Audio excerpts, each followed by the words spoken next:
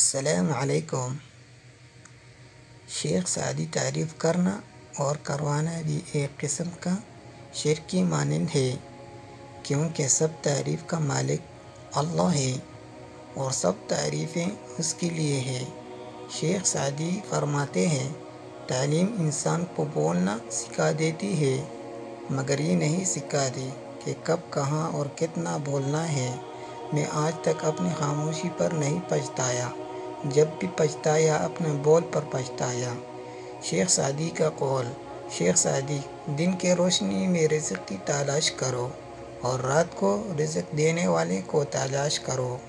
شیخ Saadi نے فرمایا، آپ کا اخلاق کی قدر بھی لوگ اس وقت کریں گی جب آپ کے پاس دولت اور طاقت ہو، اور غریب کتنے ہی خوش اخلاق ہو، لوگ اس کے اخلاق کو اس کی